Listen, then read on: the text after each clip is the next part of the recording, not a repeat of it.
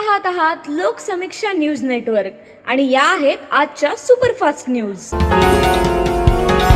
या बातमीपत्राचे प्रायोजक आहेत नंदिनी कलेक्शन, फक्त महिलांचे परिपूर्ण दालन, माऊली निवास, कल्याण मंडपमच्या बाजूस, यशोधन नगर, परभणी। नमस्कार, मी प्रभू दिपके लोकसमीक्षा न्यूज नेटवर्क मध्ये आपलं स्वागत करतो। आपण पाहत आहात परभणीचं एकमेव बातमीपत्र Loksamiksha superfast. Red Apple exclusive MIDC परिसर परभणी। जिल्हा परिषद अध्यक्ष आणि उपाध्यक्ष पदाच्या निवडीसाठी आज जिल्हा परिषदेच्या सभागृहामध्ये बैठक आयोजित करण्यात आली। या बैठकीमध्ये अध्यक्ष आणि उपाध्यक्ष पदाची निवडीची प्रक्रिया पूर्ण करण्यात आली। पीठासीन अधिकारी म्हणून अप्पर जिल्हाधिकारी शोभा जाधव यांनी काम पाहिलं। यावेळी सभागृहामध्ये एकूण 40 जिल्हा परिषद सदस्य उपस्थित होते। सकाळी 10 ते 12 या वेळामध्ये अध्यक्ष आणि उपाध्यक्ष पदासाठी प्रत्येकी एक नामनिर्देशन अर्ज दाखल झाला।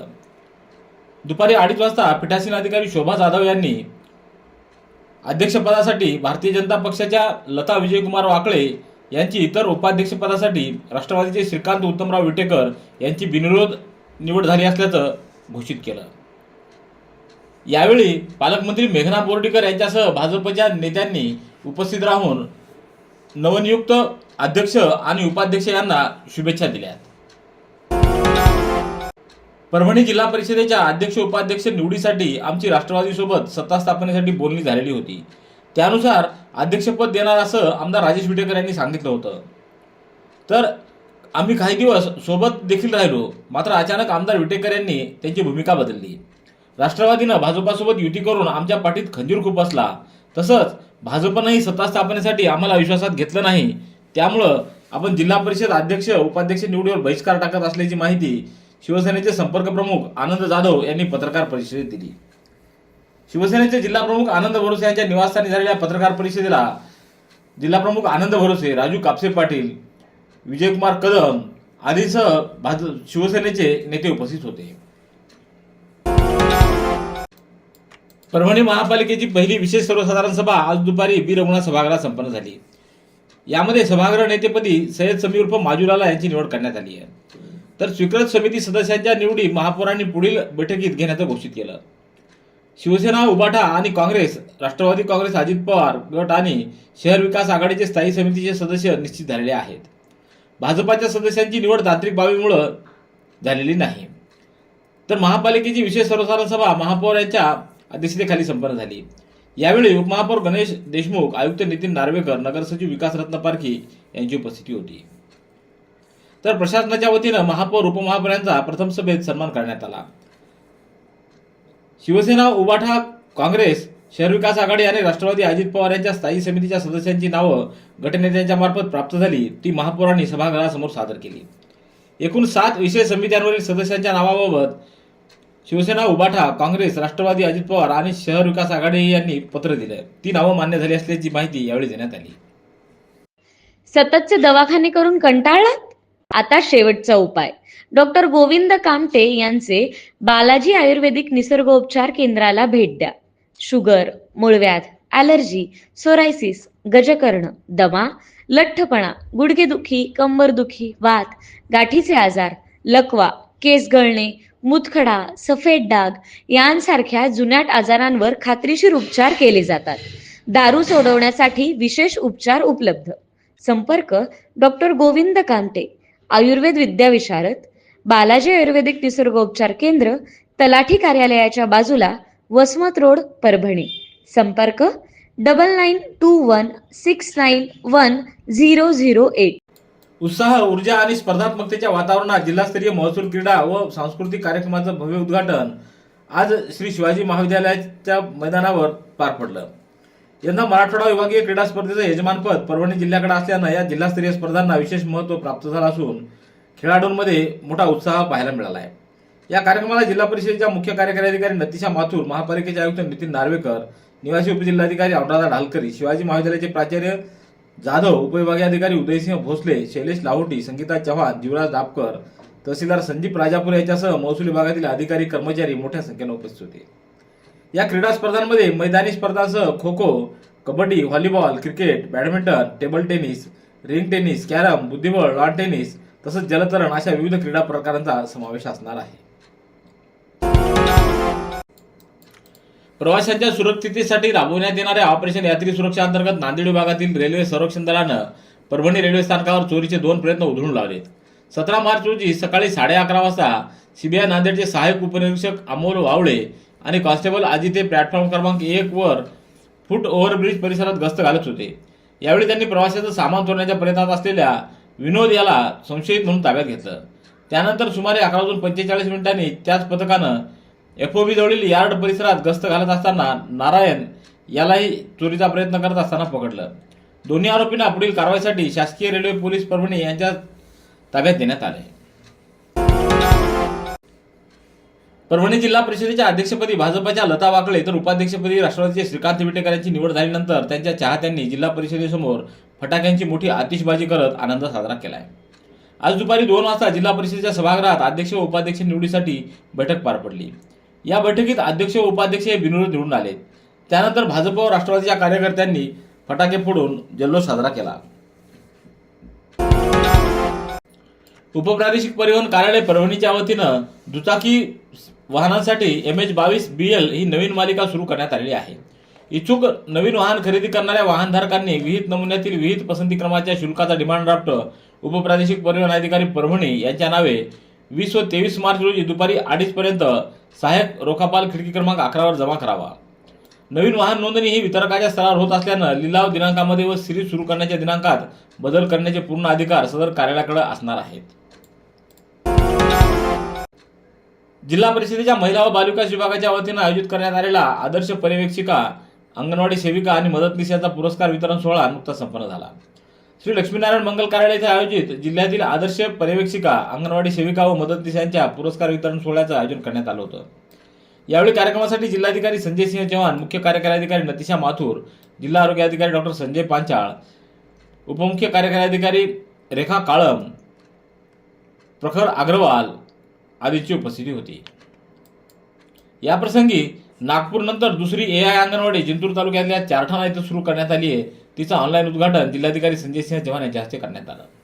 Red Apple furniture, smart furniture for smart people. Exclusive Parbhani शहरातील भव्य शोरूम रेड ॲपल एक्सक्लुझिव्ह, भारतातील स्मार्ट फर्निचर ब्रँड आता आपल्या परभणी शहरामध्ये. हो, आता आपल्या परभणी शहरामध्ये. या अंतर्गत ऑफिस, बेडरूम, डायनिंग, लिव्हिंग इत्यादी प्रकारचे फर्निचर आपणास मिळेल.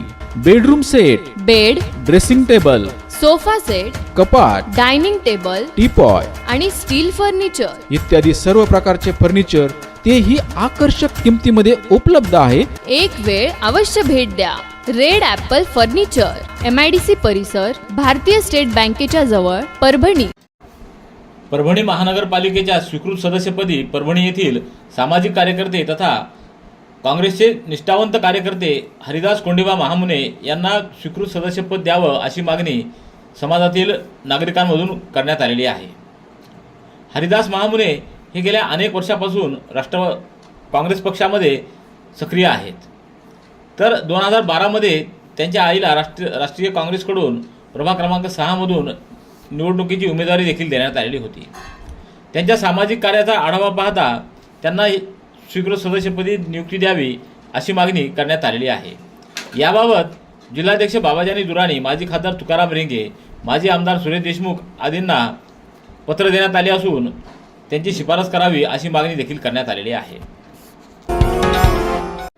गंगाखेड तालुक्यातल्या नरळद शिवारामध्ये 17 मार्च रोजी दुपारी 3:30च्या सुमाराला नांदेड येथील अंमली पदार्थ विरोधी पथकानं मोठी कारवाई करत तब्बल 9,26,300 रुपये किमतीचा 42 किलो 130 ग्रॅम गांजा जप्त केलाय. या प्रकरणी एका महिलेविरुद्ध गंगाखेड पोलीस ठाण्यात गुन्हा दाखल करण्यात आला आहे. नरळद शिवारातील चंदाबाई काळे यांच्या ज्वारीच्या शेतामध्ये अवैधरित्या गांजाची लागवड व साठा असल्याची गोपनीय माहिती नांदेड येथील अंमली पदार्थ विरोधी पथकाला मिळाली. या माहितीच्या आधारे प्रभारी सहाय्यक पोलीस निरीक्षक कृष्णहरी सपकाळ यांच्या नेतृत्वाखालील पथकानं मंगळवारी दुपारी 3:30 वाजता छापा टाकला. या कारवाईवेळी सरकारी पंच म्हणून रावसाहेब जाधव, अमृत अवचार, तलाठी सोनाली चौधरी हे उपस्थित होते. पथकानं शेताची पाहणी केल्यास सुमारे 42 किलो 130 ग्रॅम गांजा आढळून आला आहे. परभणी शहरातल्या लोकमान्य नगरातील दक्षिणमुखी हनुमान मंदिरामध्ये 22 मार्च रोजी सायंकाळी 5 वाजता भव्य हिंदू महासंमेलनाचं आयोजन करण्यात आले. या महासंमेलनासाठी प्रमुख मार्गदर्शक म्हणून हरिभक्तपरायण डॉक्टर तुकाराम बापूसाहेब गरुड यांची उपस्थिती असणार आहे. तर प्रमुख वक्ते म्हणून राष्ट्रीय स्वयंसेवक संघाच्या देवगिरी प्रांताचे प्रांत प्रचारक स्वामीजी हे मार्गदर्शन करणार आहेत. हिंदू समाजातील बंधू भगिनी, युवक युवती व सामाजिक कार्यकर्ते आणि नागरिकांनी मोठ्या संख्येने उपस्थित राहून कार्यक्रमाची शोभा वाढवावी असं आवाहन आयोजकांच्या वतीने करण्यात आलंय. जागतिक महिला दिनाचं औचित्य साधत सामाजिक बांधिलकी जपत एक आगळा वेगळा उपक्रम राबवण्यात आला आहे. 8 मार्चच्या निमित्तानं 17 मार्च रोजी पाथरी येथील ओंकार वृद्धाश्रमामध्ये किराणा साहित्याचं वाटप करून महिला दिन साजरा करण्यात आला. मकर संक्रांतीच्या निमित्त वान नाही तर दान या संकल्पनेतून जिल्हा परिषदेच्या माजी सभापती मीराताई दादासाहेब टेंगसे यांनी मागील 11 वर्षापासून हा उपक्रम सुरू ठेवलेला आहे.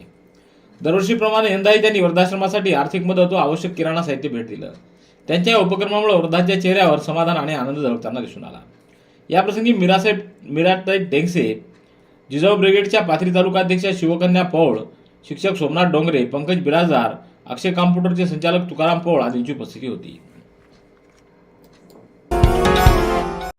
परभणीच्या वसंतराव नाईक मराठवाडा कृषी विद्यापीठ येथील वनस्पती रोगशास्त्र विभागाच्या वतीनं भारतीय कृषी अनुसंधान परिषद प्रायोजित शाश्वत कृषीसाठी वनस्पती मायक्रोबायोम जैव इनपुट्सच्या संवर्धन तंत्रज्ञानातील नवकल्पना या अत्यंत महत्त्वपूर्ण विषयावरील 21 दिवसीय प्रशिक्षण कार्यक्रम म्हणजे हिवाळी शाळा 28 फेब्रुवारीपासून सुरू होतीये. या प्रशिक्षण कार्यक्रमामध्ये कर्नाटक, तेलंगणा, केरळ, राजस्थान, छत्तीसगड व महाराष्ट्र या 6 राज्यातील एकूण 25 प्रशिक्षणार्थी सक्रिय सहभाग नोंदवत असून वनस्पती मायक्रोबायोम, जैव इनपुट तंत्रज्ञान, शाश्वत शेती व्यवस्थापन तसंच आधुनिक कृषी तंत्रज्ञान या विषयावर तज्ज्ञांकडून सखोल मार्गदर्शन दिले जाणार आहे. व्याख्यानं, प्रयोगशाळा, प्रात्यक्षिक आणि क्षेत्र भेटी यांच्या माध्यमातून प्रशिक्षणार्थ्यांचं ज्ञान व कौशल्य सर्वांगीण विकसित करण्यावर भर देण्यात येणार आहे. संत संगतीमुळे आत्मिक सुख आणि ईश्वर भक्तीची गोडी लागते. संतांचं आचरण शुद्ध असतं व ते समाजाला योग्य दिशा दाखवतात. संत म्हणजे नैतिक मूल्य, आढळ ईश्वर भक्ती आणि माणुसकीची सेवा करणारे थोर पुरुष असतात असं प्रतिपादन संत बाळाभाऊ महाराज पितळे नरसिंह संस्थानचे हरिभक्तपरायण श्रीहरी पितळे महाराज यांनी केलं. संतश्रेष्ठ ज्ञानेश्वर माऊली पालखी रथमार्गे दिंडी क्रमांक 15चे मालक हरिभक्तपरायण गुरुवर्य बापूसाहेब महाराज वालुरकर यांच्या 34व्या पुण्यतिथी उत्सवाच्या निमित्तानं आयोजित कीर्तन कार्यक्रमात ते बोलत होते. शहरातील समतानगर भागामध्ये हा पुण्यतिथी उत्सव 17 मार्च रोजी पार पडला. परभणीच्या शारदा महाविद्यालयात गुणवंत विद्यार्थी व सत्कार समारंभ नुकताच आयोजित करण्यात आला. यावेळी घेण्यात आलेल्या कार्यक्रमाला अध्यक्ष म्हणून प्राचार्य डॉक्टर बबन पवार तर प्रमुख अतिथी म्हणून स्वामी रामानंद तीर्थ मराठवाडा विद्यापीठ नांदेडचे व्यवस्थापन परिषद सदस्य नारायणराव चौधरी यांची उपस्थिती होती. तर व्यासपीठावर उपप्राचार्य डॉक्टर श्यामसुंदर वाघमारे, अंतर्गत गुणवत्ता हमी कक्षाचे समन्वयक प्राध्यापक डॉक्टर संतोष नाकाडे, संयोजक डॉक्टर नितीन वाबळे आदींची उपस्थिती होती. मतदारांची गैरसोय टाळून मतदार यादी अद्ययावत करण्याची प्रक्रिया सुलभ व्हावी या उद्देशानं जिंतूर शहरातील प्रभाग क्रमांक 9 मध्ये आयोजित करण्यात आलेल्या SIR कॅम्पला नागरिकांनी उत्स्फूर्त प्रतिसाद दिलाय. सकाळी 10 ते दुपारी 4 वाजेपर्यंत सुरू असलेल्या कॅम्पमध्ये नागरिकांनी मोठ्या संख्येने उपस्थित राहून आपल्या मतदार नोंदणी संदर्भातील कामं पूर्ण करून घेतली आहेत. रेड ॲपल एक्सक्लुझिव्ह MIDC परिसर परभणी. याबरोबरचे बातमीपत्र संपलं. पुन्हा भेटूया उद्याच्या सुपरफास्ट बातमीपत्रात. पाहत रहा लोकसमीक्षा. तुम्हाला हे बातमीपत्र कसं वाटलं याबद्दल आपली प्रतिक्रिया नोंदवा. दररोजचे अपडेट्स मिळवण्यासाठी लोकसमीक्षा चॅनलला सबस्क्राईब करा. धन्यवाद.